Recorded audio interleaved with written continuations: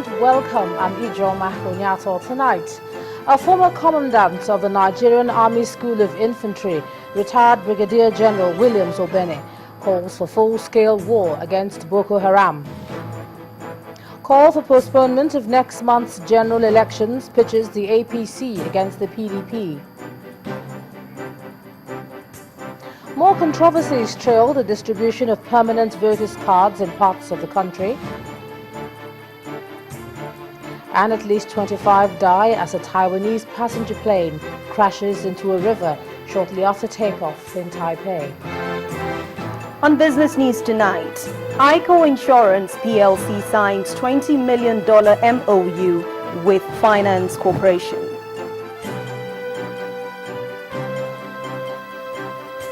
And on sports news, West Ham United fined £70,000 for refusal to allow Senegalese striker Diafra Sakho play at the Nations Cup.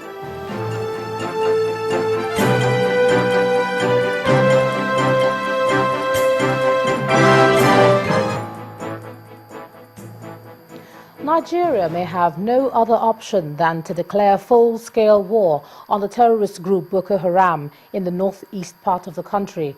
Well, this is the view of a former commandant of the Nigerian Army School of Infantry, Brigadier General Williams Obene, who was speaking at the National Defense College on combating terrorism and insurgency in Nigeria. He advocated an end to the current carrot-and-stick approach to the issue, alleging that there's an element of international conspiracy against Nigeria on the matter. The issue of terrorism and insurgency again dominated a gathering organized by the Alumni Association of the National Defense College. The guest lecturer and a former commandant of the Nigerian Army School of Infantry calls for total war against terrorism. Nigeria's weak foreign policy posture in the face of international terrorism is believed to be partly responsible for the lack of tangible multilateral approach in the fight against terrorism in the country. The lack of decisive action to protect our land borders in the advent of the Arab Spring, the Libyan crisis, and the presence of Al-Qaeda in the Islamic Maghreb, Akim, and Al-Shabaab have given the needed impetus to Boko Haram. If the present approach is not changed, and if we do not employ all the instruments of national power to defeat terrorism, grave and troubled times await us in the near future. A former chief of naval staff and chairman of the occasion advised the federal government to approach the fight against terrorism holistically. The security challenges that our country is faced with is enormous. Consequently, there's need to review our national internal security doctrine, from coercive approach to the more progressive approach of laying emphasis on the improvement of the socio-economic conditions of the Nigerian citizen.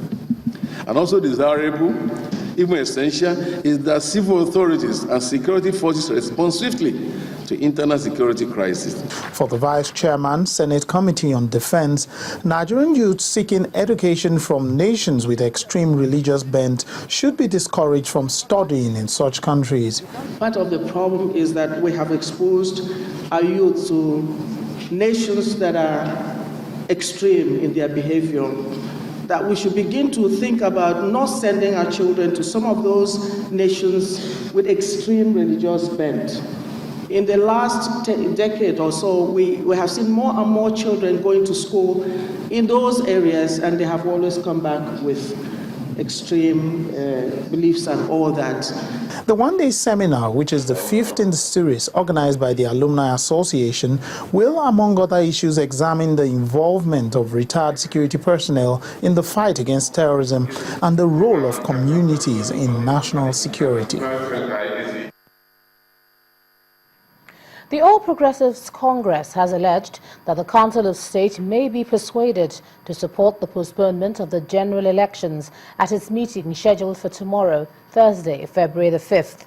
Addressing a news conference in Abuja, the chairman of the APC, Chief John Oyegu, said his party has faith in the members of the council and urged them not to agree to the postponement of the elections. But the PDP has said that it has no hidden agenda and the party is prepared for the elections. We will not accept any postponement. We want to make that clear, and I repeat it. we will not accept any postponement. This is where the APC stands on the postponement of the 2015 general elections, and the party says any attempt to postpone the elections would be doing a disservice to Nigerians. On Tuesday, the presidential candidates of 9 political parties threatened to boycott this month's general elections if INEC refuses to shift the date for the polls.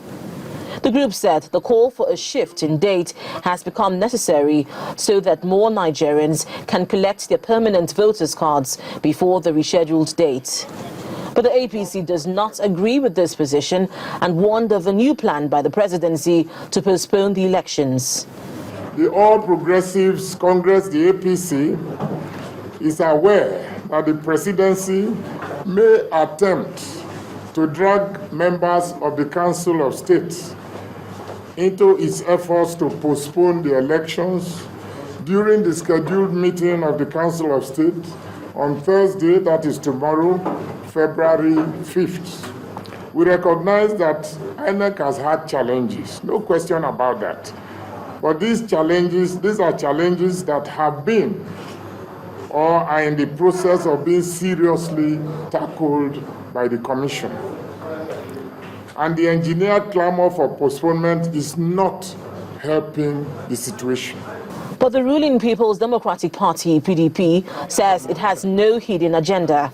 The presidential campaign organization of the PDP says INEC is an independent body and is the only one that can decide if the elections will be postponed. INEC is completely independent. We have called on INEC to ensure that everybody has a permanent voter's card. We have done that public service. But as to whether the election is to be postponed or not is INEC's sole decision. Whichever way, we are very well prepared for election.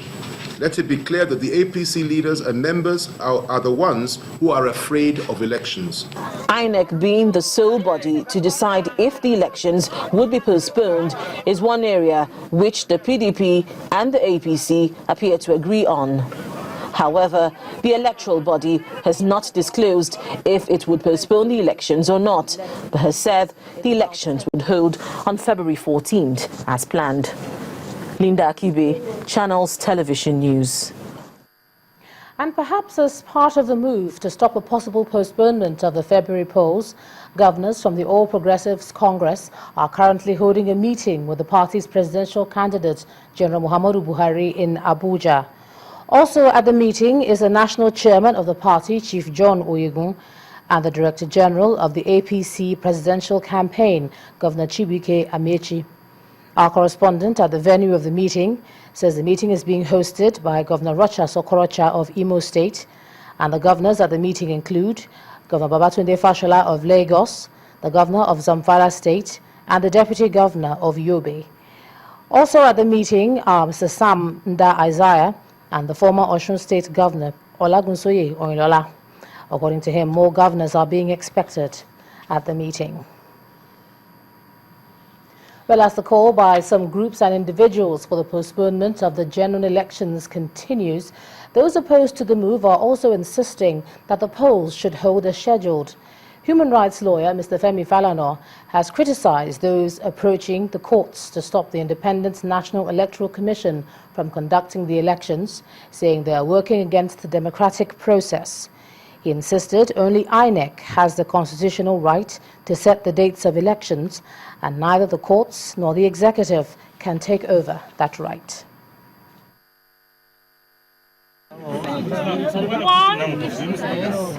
As time ticks for the general elections, this forum between INEC and observer missions is intended to harmonize activities of observers to assess INEC's readiness for the polls. At the meeting, human rights lawyer Femi Falana urged Nigerians to resist the moves by some groups and individuals calling for the postponement of the general elections. As far as the Constitution is concerned and the Electoral Act, the duty of fixing the dates for election is vested exclusively on the INEC. Therefore, any attempt, directly or indirectly, by certain anti-democratic forces to arm twist INEC or blackmail INEC not to hold this election must be fought by all of us. Some observer groups also expressed concern over the level of distributions of the permanent voters' cards ahead of the polls. The free flow of distribution has been a challenge of the PVCs. And it's only, I would even say, in the last week that INEC has confirmed that all of the permanent voters' cards that should be distributed in the country is available and is being distributed. But INEC insists that progress has been made with preparations for the polls. We had done over 24 states before the last quarter of 2014. The remaining 10 states is where we are having these challenges. For most of those 24 states, bulk of this PVC has been distributed, over 70%, in some cases 80%. The crisis we are having now with distribution is for the last 10 states. And even among those last 10 states, the biggest crisis that we are hearing, well, the cries and hues are from the large states of Lagos, Kano, Imo, Ogun, and Oyo. The other smaller states from this last phase have gone over the issue. They've distributed over 70%. In fact, Kaduna is the last phase. They did their CVR well after Lagos, yet they have distributed up to 80% of their PVCs. Nigeria is going to the polls to elect their leaders in about 10 days' time. This remains so, even though some groups are calling for a postponement of the elections. In part 2, after the break, INEC Resident Electoral Commissioner in Cross River State announces arrival of voting materials in the state. That's in a moment. Please stay with us.